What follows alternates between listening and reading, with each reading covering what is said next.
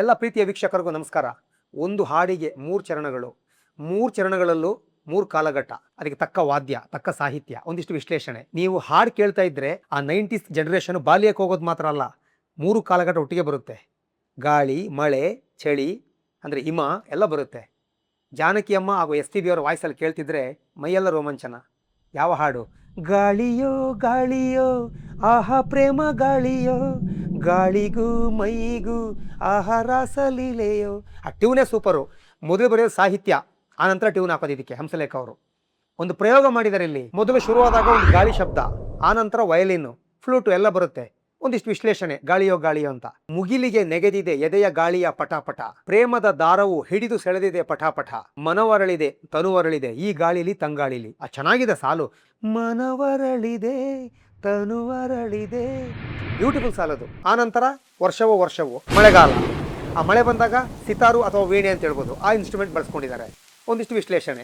ವರ್ಷವೋ ವರ್ಷವೋ ಆಹಾ ಪ್ರೇಮ ವರ್ಷವೋ, ನೀರಿಗೂ ಮೈಗೂ ಬಿಂದು ಬಿಂದು ಸ್ಪರ್ಶವೋ. ಸೂಪರ್ ಸಾಹಿತ್ಯ. ಕಣ್ಣಿನ ಸೂರ್ಯನ ಕಾಮ ಕಿರಣವಿದು ಬಿಸಿ ಬಿಸಿ, ಮಣ್ಣಿನ ಚಂದನ ನಿನ್ನ ತನುವು ಇದು ಹಸಿ ಹಸಿ, ನೆನೆದರೆ ಹೆಣ್ಣು ಬಿರಿಯುವ ಹಣ್ಣು ಈ ನೀರಲಿ ಬಾ ತೋಳಲಿ. ಎಷ್ಟು ಚೆನ್ನಾಗಿದೆ ನೋಡಿ. ಅಲ್ಲಿ ಪ್ರಾಸನೂ ಬರಬೇಕು, ಆ ಒಂದು ಶೃಂಗಾರವಾಗಿರಬೇಕು. ಎಲ್ಲ ಕಾಲಘಟ್ಟದಲ್ಲೂ ಶೃಂಗಾರ ಮಾಡುವಂಥ ಹಾಡಿದು. ಮುಂದಕ್ಕೆ ಇಬ್ಬನಿ ಇಬ್ಬನಿ, ಅಲ್ಲಿ ಯಾವ ವಾದ್ಯ? ಸ್ಯಾಕ್ಸೋಫೋನು ಹಾಗೂ ಡ್ರಮ್ಸು. ಬ್ಯೂಟಿಫುಲ್. ಅದು ಕೇಳ್ತಿರೋ ಒಂದು ಚಳಿ ಚಳಿ ಆಗುತ್ತೆ ನಮಗೆ. ಇಬ್ಬನಿ ಇಬ್ಬನಿ ಆಹಾ ಬೆಳ್ಳಿ ಇಬ್ಬನಿ, ಮಂಜಿಗೂ ಮೈಯಿಗೂ ಈಗ ಹಬ್ಬ ನೋಡು ನೀ ಅಂತ. ಇದರಲ್ಲಿ ಅಂತೂ ಸಾಹಿತ್ಯ ಸೂಪರ್ ಆಗಿದೆ.